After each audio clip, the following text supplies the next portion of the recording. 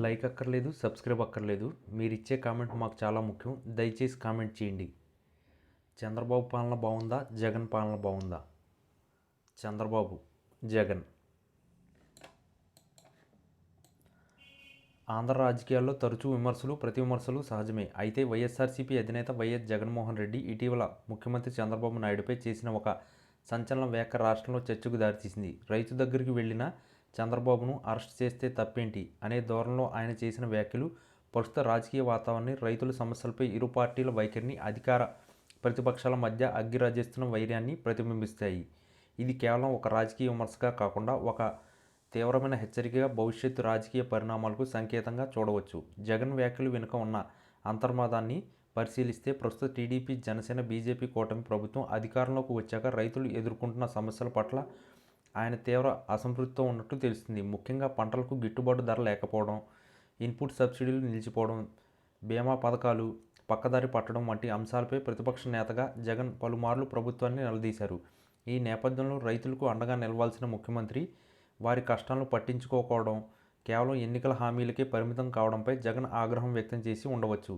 రైతు దగ్గరికి వెళ్తే అరెస్ట్ అనే మాట ఒక ఊహాజనిత పరిస్థితిని సూచించినా దాని వెనుక ఉన్న రాజకీయ సందేశం చాలా బలంగా ఉంది. రైతు సంక్షేమంపై చంద్రబాబు నాయుడు ప్రభుత్వం తీసుకున్న నిర్ణయాలు, విధానాలు రైతులకు వ్యతిరేకంగా ఉన్నాయని, ఆ కారణంగా రైతులే స్వయంగా ముఖ్యమంత్రిని నిలదీసే పరిస్థితి వస్తుందని జగన్ పరోక్షంగా హెచ్చరించినట్లుగా భావించవచ్చు. రైతులు తమ హక్కుల కోసం ఉద్యమించినప్పుడు వారి సమస్యలకు పరిష్కరించకుండా ముఖ్యమంత్రి వారిని ఎదుర్కొనేందుకు ప్రయత్నిస్తే ఆ నిరసన కాస్త తిరుగుబాటుగా మారి ముఖ్యమంత్రిని బంధించే పరిస్థితి కూడా రావచ్చనే ధ్వని ఈ వ్యాఖ్యల్లో వినిపిస్తుంది.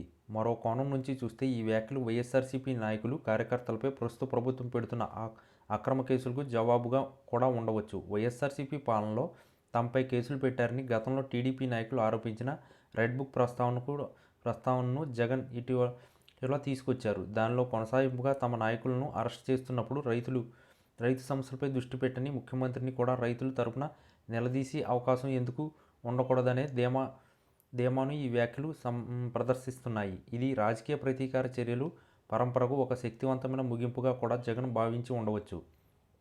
ఏదేమైనా ఒక ముఖ్యమంత్రిని ప్రజలు అరెస్ట్ చేసే పరిస్థితి గురించి ఒక మాజీ ముఖ్యమంత్రి మాట్లాడడం అసాధారణం.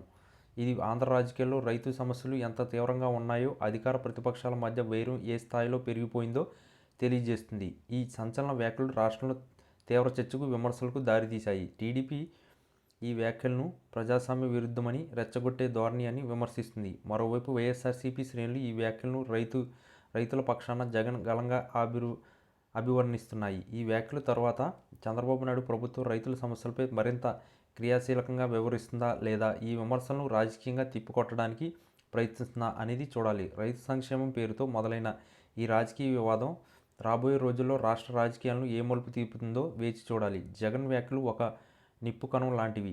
అది రైతుల సమస్యనే పెట్రోల్పై పడి పెద్ద అగ్ని పర్వతాన్ని సృష్టించవచ్చు. ఈ నేపథ్యంలో అధికార పక్షం, ప్రతిపక్షం ఇద్దరు రైతుల పక్షాన నిలబడాల్సిన బాధ్యతలను ఈ వ్యాఖ్యలు స్పష్టం చేస్తున్నాయి.